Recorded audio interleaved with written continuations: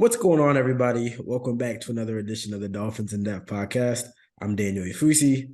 That is David Neal. Thanks so much for tuning in. I want to remind you guys before we start, make sure to subscribe to the Miami Herald YouTube page, like, share, comment, all that good stuff. And definitely want to make sure you subscribe to the Miami Herald so you can get your latest news on everything going on in South Florida, including your Miami Dolphins, who are back on a 3-game winning streak after a close call in Chicago in the Windy City. But the Dolphins leave Chicago with a 35-32 win over the Bears. Maybe a little too close for comfort. You know, it was a back and forth affair. I mean, it was kind of a duel of some of the better young quarterbacks in the league. You know, you had Tua throwing 3 touchdowns for the second straight game, 300 yards. And Justin Fields, out of nowhere, with maybe the best game of his young career, 178 rushing yards, a single game regular season record for quarterbacks. He went crazy. But in the end, the Dolphins get that last stop. They move on, or they improve to 6-3 as we reach the halfway point of the 2022 season. And the Dolphins are looking good. I mean, I know they're in third place in the AFC East, tied with the Jets, a half game behind the Bills. But Miami is currently setting themselves up really well to reach the postseason for the first time since 2016. We're going to discuss everything regarding the first half of the 2022 season for the Dolphins, what's impressed us, what hasn't, as well as look ahead to the second half of the season, which begins with a home game against the Browns on Sunday. But as we kind of rewind, it was interesting. I had the Dolphins at 6-3 when I did my preseason predictions, and I had the Dolphins at 10-7, but 6-3 at after 9 games. Now, of course, I didn't anticipate everything that's happened to get to 6-3. Yeah. You know, nobody could have foreseen. Yeah, nobody could have foreseen. The ways took you a little different way. Yeah, exactly. Kind of around all the way to back row, but we still got to the halfway point. But obviously, nobody could have foreseen Tua getting knocked out with that scary concussion back in week 4, effectively missing 3 games. A 3-0 start coinciding with or followed by that 3-game losing streak while Tua was out of the lineup. And then with Tua back in the lineup 3 straight games, and all of a sudden the Dolphins are 6-0 in games when Tua starts and finishes. And really, I mean, that has to be a story of the 2022 season for the Dolphins right now. You know, Tua emerging as, I mean, people want to label it different ways. One of the most efficient quarterbacks, one of the best young quarterbacks. I mean, all the numbers say Tua is playing like one of the best quarterbacks, regardless of age, style, whatever you want to call it. I mean, the numbers say he's playing like one of the best quarterbacks in the NFL right now. And even the MVP odds kind of reflect that. I know he's 5th, 6th in some different betting markets, I guess. But I mean, this has really accelerated, the plan for the Dolphins and really accelerated the trajectory. I mean, I think even the most optimistic of Dolphins fans, I mean, there were a lot of Dolphins fans that were saying, hey, they called it from the beginning, and maybe it was more the fandom speaking where they said, hey, division champs, AFC contending. Yeah, but I think even the most reasonable kind of people, the most level-headed people, when they were looking at the Dolphins 2022 season outlook, they saw the potential there, but Tua was the big question mark. And by all accounts, through 9 games, I guess 6 games for him, he's answered questions. I mean, we even talked about it last week where, the Dolphins trading away their final first-round pick next year to get Bradley Chubb. That kind of was a we're ready to win now statement. And you don't make that move unless, your quarterback can take you to where you want to go. And so far, I mean, Tua has shown that he can do that. I mean, there's just kind of a calm about him where he seems like in his 3rd season with this new system, with these new players, he just has a feel like he's just controlling the entire game when he's there. He's never really rattled. He knows where to go with the ball. He's finding his guys and he's letting them work. And really, I mean, if you're a Dolphins fan, that's the biggest reason of optimism for the rest of the season. And what is kind of a wide open AFC, if you ask me. I mean, the Bills just lost to the Jets. They've lost to the Dolphins. I don't think. I mean, I always thought. I mean, I said it. At the beginning of the season, that I thought the Bills were a little overrated. I thought that they weren't Superman. They could be beat. They weren't indestructible, and we've seen that. The Kansas City Chiefs, they don't look the same without Tyreek Hill. They're still a good team, but they don't look the same. And then after that, I mean, you have a lot of teams that are kind of gunning for that title to be considered in the elite territory. So again, I mean, if you're watching the Dolphins right now, the offense is clicking. Tua's at the center of it, and that's your biggest reason of optimism. On the flip side, you have a defense that something is just not clicking. They've had some bright moments. The season opener against New England, the Bills game, making some key stops. Against Detroit, against Chicago, against Pittsburgh. But a second straight game where you give up, 27 plus points. I mean, they gave up 32 to the Bears. They struggled with tackling, struggled on third down. The pass rush really wasn't there, even with Bradley Chubb. We know that they had the injuries in the secondary, and the injuries are what they are. I mean, the Dolphins are going to have to play with them. At this point, we keep on saying it every week. We don't know what's going to happen with Byron Jones. He's not going to return this week. And the longer the weeks pass, the more weeks pass, the likelihood that he comes back, it just doesn't become reasonable. So I mean, I don't really know what the fix is for this defense. Obviously, Bradley Chubb is a top flight pass rusher, and they're going to work him in. I mean, he played over 2/3 of the snaps on Sunday. So I mean, they're not working him in. They're throwing him right into the fire. But as it stands, at the halfway point of the season, this is a bottom 15, a bottom half of the league type defense. I mean, there's no other way or you can slice it. You can say, yeah, they've made stops when necessary. They came up big when it counts. And that does matter because you do want a defense that rises to the occasion in key moments. But I look at it as like if you have real contending aspirations, you have to be better than this. I mean, we it's funny enough, we talked about this last week, and I said, hey, I think they can get away if they're average, but they haven't even been average. I mean, they it's bottom 15. It's below average. So I don't know. I mean, I wrote about it after Sunday's game. Mike McDaniel after week 1 said this is the defense's team until proven otherwise. The offense is starting to prove otherwise. I mean, the shift is starting to take place. It may have already taken place. But we can't go all the way in the other direction. Last year, previous years, the defense really carried the team. If the Dolphins really want to be contenders, they can't be in a spot where the offense has to put up 30 every single game to compensate for the defense not being able to get the job done. Yeah, I'm not sure if it's still the case, but I think there's only been like one team that I can think of in the Super Bowl era that has finished below the halfway, the bottom half of the league in defense and won the Super Bowl. And it's very rare that you get teams that can even get there with that kind of defense. And that's the wild thing is the Dolphins, as you said, this is not, and we've been saying all season, this is not a great AFC. This is not, there's no super teams there. You have to consider them a contender. And right now it looks like, well,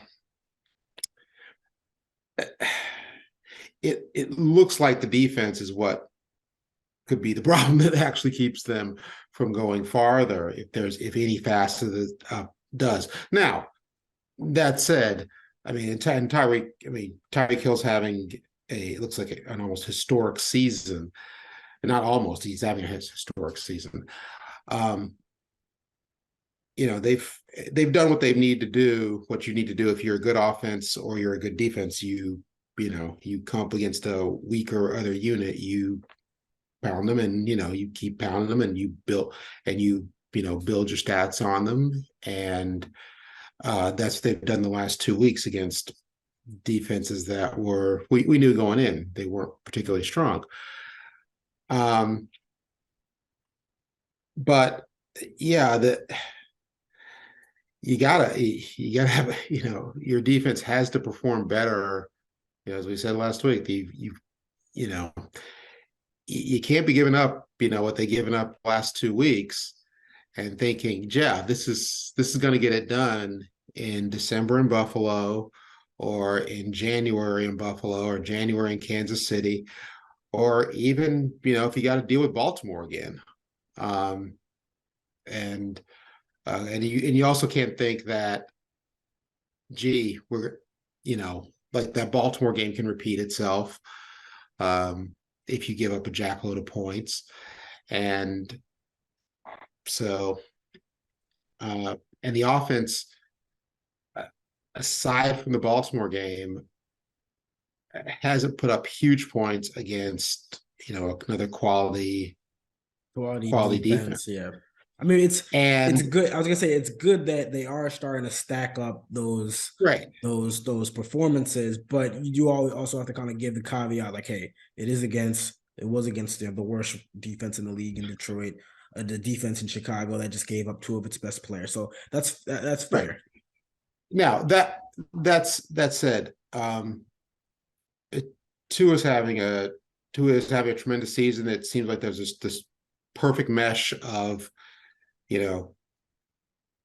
system, confident quarterback, and, receivers that fit that system, and quarterback that fits that system. And as far as the passing part of the offense, and a running game that's starting to come together, and that makes, that keeps defenses honest, where you can't just sit back and say, okay, we've just got to make sure that we don't get burned for these big chunk plays by Tyreek Hill and Jalen Waddle, and or Mike Gesicki even, and this offense really does look like it's coming together. Again, the last couple of weeks they've actually gotten in the end zone, gotten more points. That said, the difference with the Bears game was special teams. The offenses went up and down the field on each other, and the one thing they didn't trade was a special teams touchdown. Yeah. And so again, that's one of those glass. How do you want to look at it? Half full, half empty. When you needed it, another part of your game came through, and another part of your team came through, and to get you a win. And so, as far as where they are at this point, I don't know if they're ahead. I feel like they're ahead of where we thought they'd be. Even if they have the same record, it feels like they're ahead of where we thought they'd be. Because nobody really, I don't think, and again, even the most bullish, and I was bullish on this team. And it's funny because I thought that the offense was going to start to catch its stride in the second half of the season. And I thought that there could be a regression from the defense, but I didn't expect a regression to this level. So that's why you say it's kind of like glass half half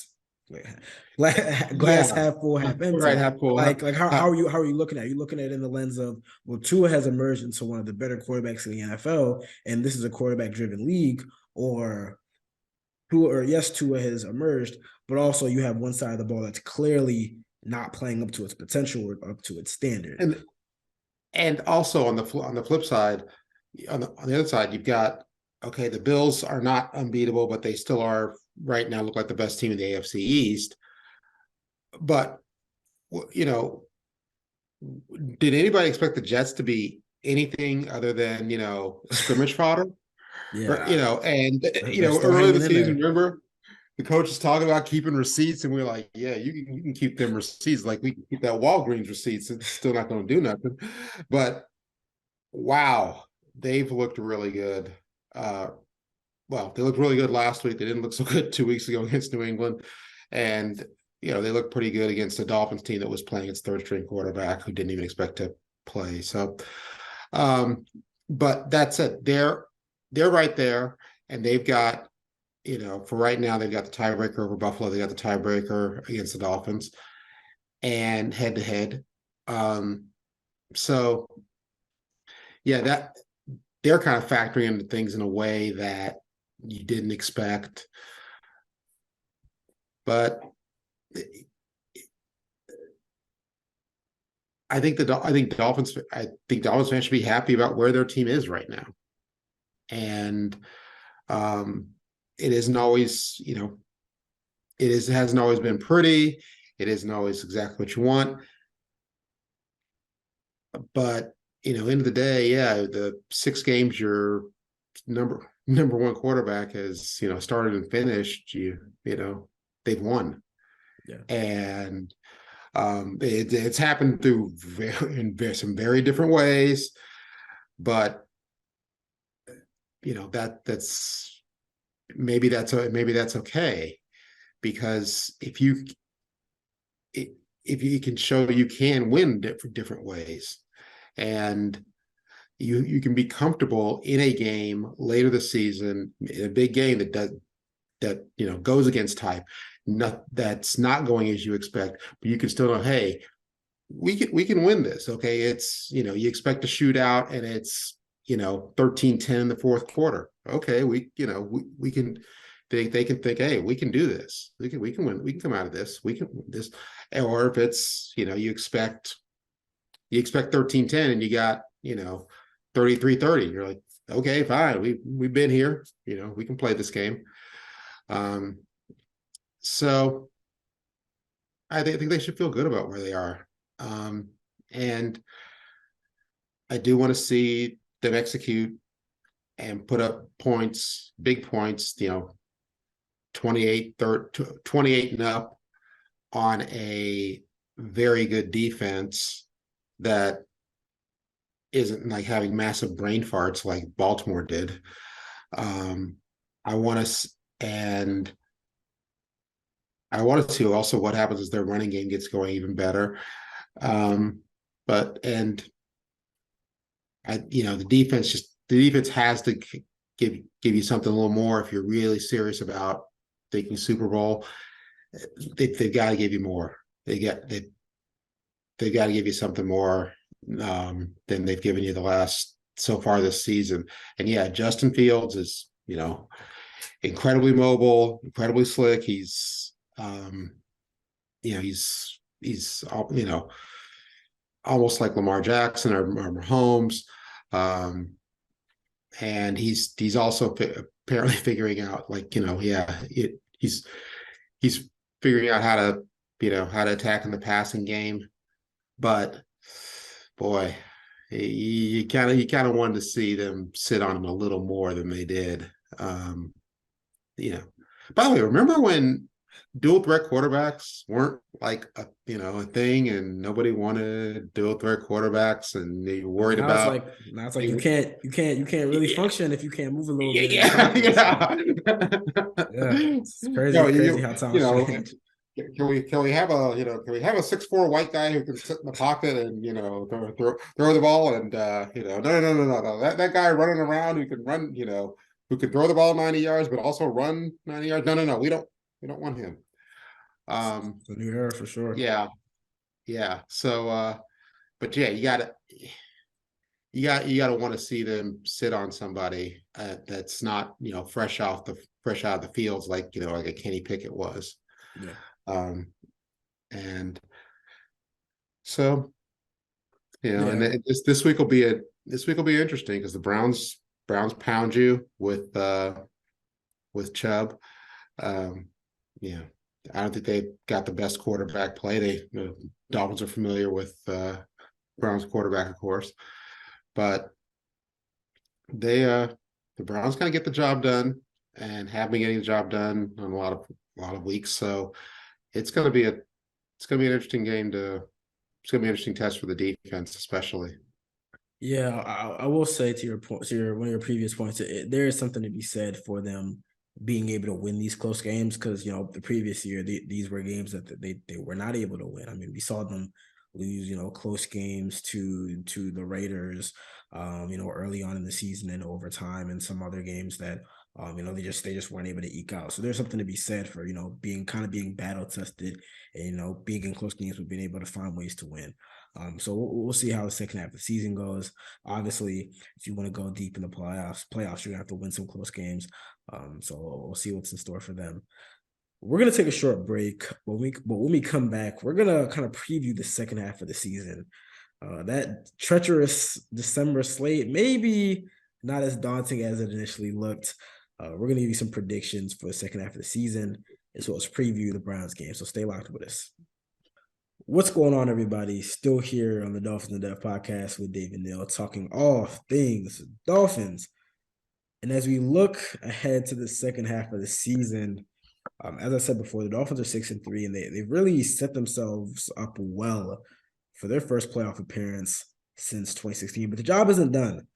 And as I said before, they have a home game against the Browns coming up, followed by their Week 11 bye, and then they'll really get into this December, January slate. Obviously, they have a home game against the Texans, but then comes the part of the schedule where I think everyone was eyeing when the schedule came out. We saw this as the make or break part of the schedule, where if you can't come out of this schedule, part of the schedule with a decent record, or you haven't set yourself up with sort of a cushion before, it could really derail your playoff aspirations. And that really begins December 4th, when the Dolphins head out to San Francisco to face the 49ers. Obviously, that's going to be kind of a homecoming game for Mike McDaniel, who is our offensive coordinator there with Shanahan, with Kyle Shanahan. Obviously, Jeff Wilson, Raheem Mostert, some other former 49ers will be kind of getting back to San Francisco. And then the Dolphins are they're gonna be on the West Coast for a second straight week as they face the Chargers. And that's obviously going to be a hyped matchup. Herbert. Tua. Yeah, we already had the Burrow. We already had the Burrow. We're Burrow. Yeah. Matchup. But we're gonna see Justin Herbert and Tua Tagovailoa picks 5 and 6 going head to head, and then the Dolphins will travel to Buffalo to face the Bills in what's going to be a pivotal divisional game. That's a game which state has not been determined yet. It's one of 5 games that could be flexed into the Saturday slot. It's looking like, just based off of the importance of the matchup, I believe it likely will get flexed into a Saturday, maybe Saturday night position. And then you come back home for a Christmas Day game with the Packers, and while the Packers aren't looking too good, I mean, that's still Aaron Rodgers on the other side of the ball.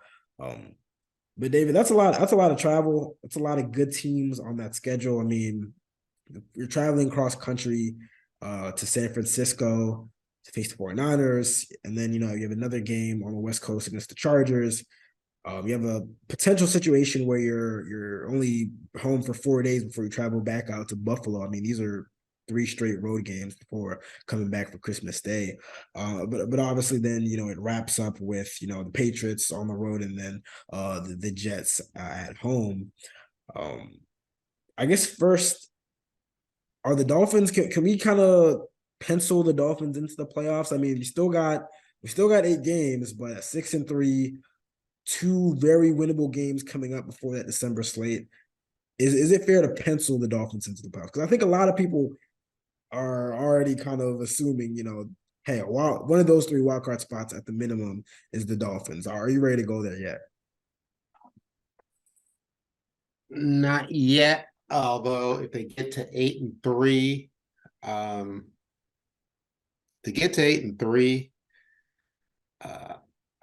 think they're at.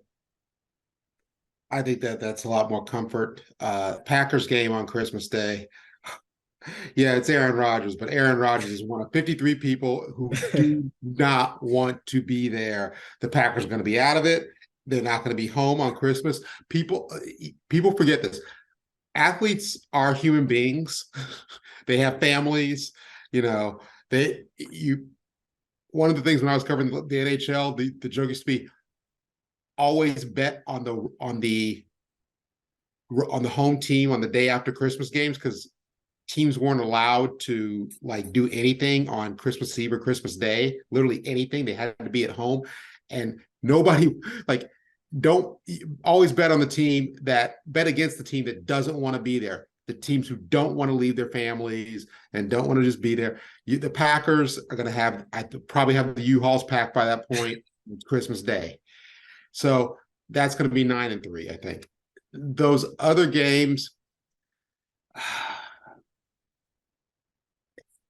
yeah. I mean, Those are toss ups. look, I think those are tough games, and also those are games that, I mean, they could, Chargers, Jets, Patriots, Bills, obviously, that can go a long way to determining, those lower ranked tiebreakers and everything.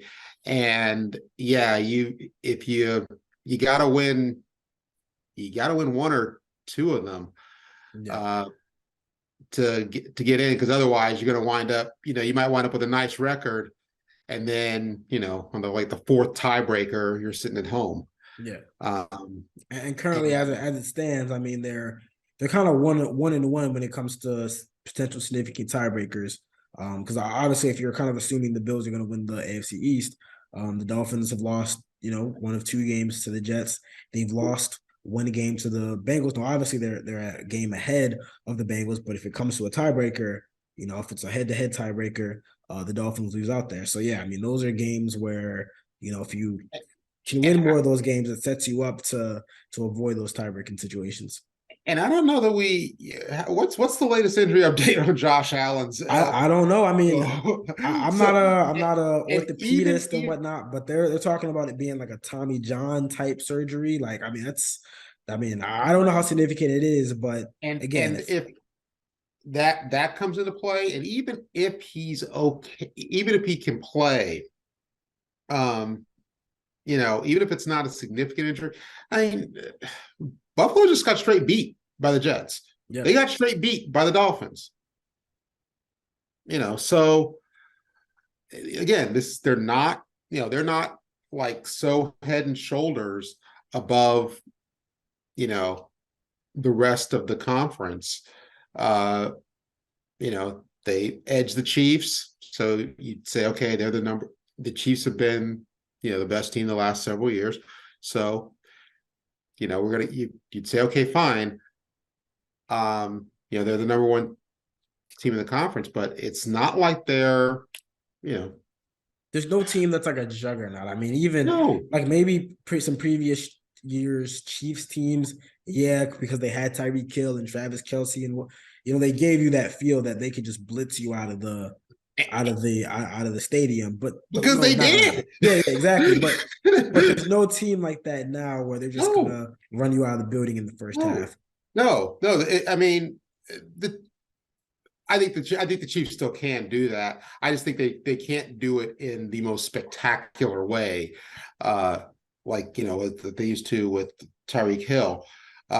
They're still a team that if your defense isn't really doesn't really have everything together, they'll find the cracks, they'll exploit them, and if your defense starts off the game poorly, you might as well not play the rest of the game. They'll get out in front and they're gone, and they can still be down by a couple scores and say, okay, fine, bam, bam, bam. Okay, we're gonna score on you, and then they're gonna get a turnover or something. So they can still do that. I think they also have that comfort that most of that roster, they've done this. They've done this before, and there's great value in that, and there's great comfort in that for them. Buffalo, they're still like, we think we're better than everybody else, but we're still trying to prove it. And so that's kind of what makes the rest of the season interesting, is that, the Bills should win the AFC East, but there's no reason the Dolphins can't win it. Especially if they're able to beat the Bills in Buffalo. I mean, you would think that would be you would think that they can beat the Bills in Buffalo. They'd be in a position to overtake them, in the division. And obviously the Jets are still in the mix, and we'll see what happens with them. But again, those division games are going to be key down the road. Like if you don't win any game, like like you got to win those division games because I believe they're 2-1 now because they got to win over the Patriots and they win over the Bills. But now it's like that win over that loss to the Jets is keeping them from being atop the division, and obviously that game came without Tua, so it's going to be interesting to see, with Tua back for the Jets game, how does that matchup differ? Right. Yeah. And, also how are the Jets different? How are the Jets different when they're from that game? It's going to be a few months. And I think the Jets are actually a better team. They've suffered a lost their top running back, but I think overall they're a better team. And also that when you talk about confidence and just a little bit of feeling yourself and understanding what you can do and believing you can do something and then going out and doing it. I mean, that one against the Bills probably did a lot for the Jets For that mindset. confidence, yeah.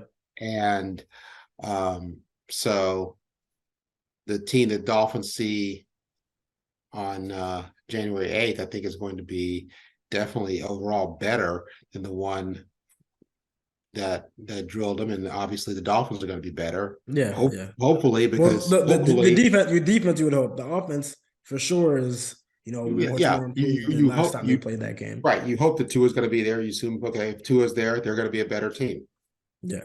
Your defense isn't going to be on the field as much, or, if they are, they're going to be playing with a little more of a margin for error.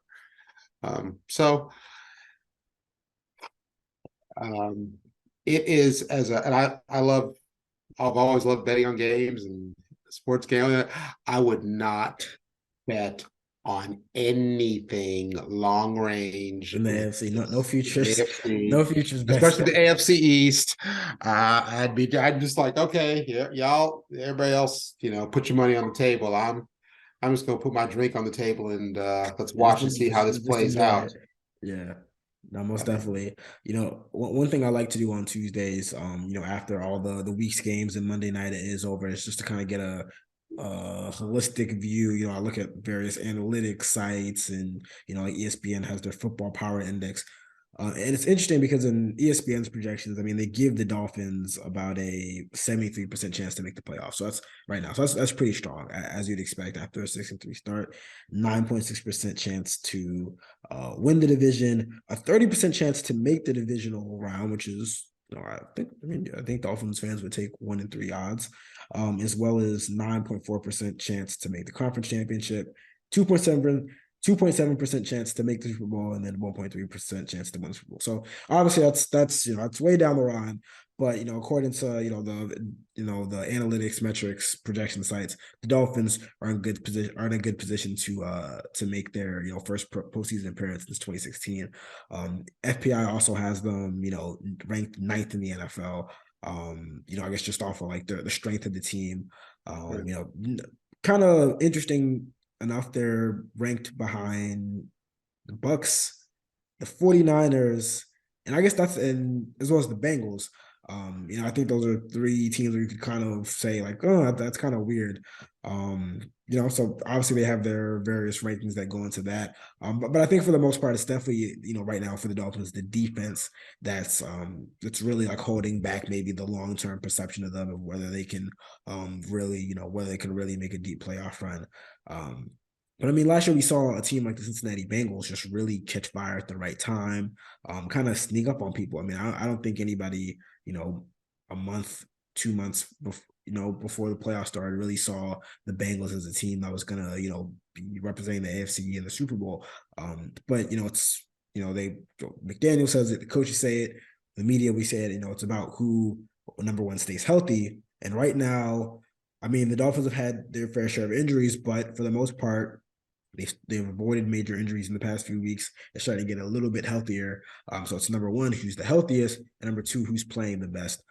So obviously, if you're a Dolphins fan, you love to see the offense just really clicking. I mean, I don't know how you stop this offense right now, because it seems like nobody wants to play man coverage because you don't want to get ran past by Tyreek Hill and Jalen Waddle. But when they play zone, it's like the flick of the wrist, and they just find somebody 15 yards downfield. And if the running game starts going, I mean, I really genuinely don't know how you're going to stop us. I mean, it seems like you have to have a great defensive front to get after Tua and kind of knock him off his off his platform if you want to have a chance, because there's really no secondary and no cornerback that's going to keep up with Tyreek Hill and Jalen Waddle. So on the offensive side of the ball, very optimistic, very pleased with where they are. But the defense is just we're gonna have to see what we saw last year, where first half of the season you're not looking good, second half of the season it's top 10 play. They're gonna have to somehow muster that. If they can do that, yeah, this is a real legitimate team in the AFC. So it's gonna be interesting to see, especially as you start to stack up against stiffer talent, tougher talent in competition, especially in that December slate. How they do, and even next week with the Browns, which you alluded to. I mean, this is a team that is 3-5, but I think they're probably a little bit better than their record suggests. They're coming off their bye. Before then, the week before, we saw them have a really big win where they just completely had their way with the Bengals on Monday Night Football. And this is a team that, on offense, I don't think that, they don't give you the same problems that you faced as, maybe past 2 weeks. They don't have the aerial attack of Detroit, but they also have the mobile quarterback, of the Bears and Fields. This is more traditional, traditional two backs or two tight ends, run it down off tackle with with Kareem Hunt, Nick Chubb. And that's a really interesting matchup because we know the Dolphins, despite what we saw in Chicago this past weekend, they've actually been really, really good against the run. The defensive front has not allowed a lot of yards to running backs. So this is a really interesting matchup for the Dolphins defense to see if they can get back. And they have performed a little bit better, as a defensive group at home as opposed to the road. So I do think they're going to play a little bit better. As I said before, I don't know how you stop until I see somebody stop this Dolphins offense with Tua in the lineup. Like I gotta roll with them, and I think the Dolphins put up enough points, to get the job done. I think it's a close game, maybe a little bit lower scoring than we've seen the past couple of weeks, but I think the Dolphins squeak out like a 2-point, 3-point win. Yeah, I think that Cleveland does have can put up a decent pass rush, which is that is the real test, because Myles Garrett's going to be a test for Sean Armstead, Brandon Shell, or Austin Jackson if he's able to play. I think I don't know if they face the pass rusher. I mean, he's arguably the best pass rusher in the league, so it's going to be their biggest test for sure. He can get there, which is the first line of defense against this team is the first line of defense. It's getting to Tua, or if you can't get there, getting your hands up, getting the passing lanes, creating block passes, tip passes. Other than that, it's so tough to defend these guys because of their speed and because they actually do run these. They do run good routes. They can find, and they're good at finding the soft spots in the zones and sitting down in there and not getting too over anxious and running themselves out of a nice chunk play. Cleveland runs the ball well. I think they will get some things going against the Dolphins, but I don't think it's going to be enough. And I like the Dolphins in this one, especially if they can get a couple early, get them out of their plan. Of course, I thought the same thing in Chicago, and of course it didn't matter. But Jacoby Brissett is not Justin Fields by any stretch of the imagination. And I see the Dolphins winning this one by a touchdown to 10 points. Okay. I don't know, 30-20, 24-14. I mean, 24-14 seems really low scoring these days, but Yeah, we might be due for a 24-14. Yeah, I mean, yeah, especially with the way Cleveland runs the ball, that could kind of, bleed the clock a little bit. Jacoby's playing good ball, though. I mean, I know a lot of people have bad taste in their mouth from last season with the Dolphins, but he's playing pretty good ball with Amari Cooper and, some of the targets they have. So, I think it's going to be a little tougher matchup than most people think. But we're both rocking with the Dolphins. We're rolling with them. We're picking the Dolphins to head into the bye week smoothly. Head into my birthday week smoothly. I'm excited.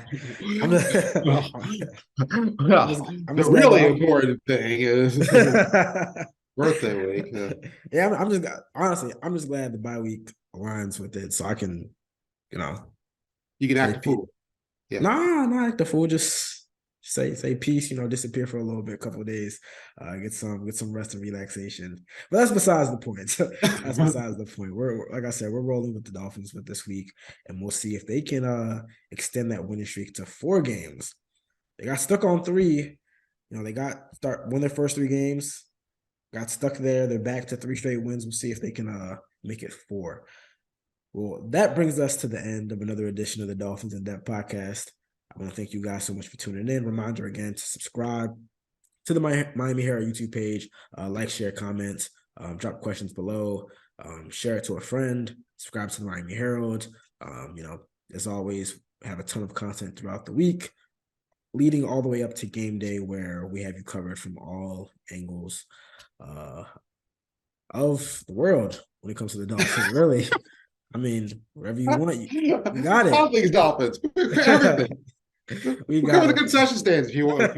Yeah, we got it all for you, and and I haven't mentioned it a lot, but we're continuing our weekly series, our project, looking back at for the 50th anniversary of the perfect season.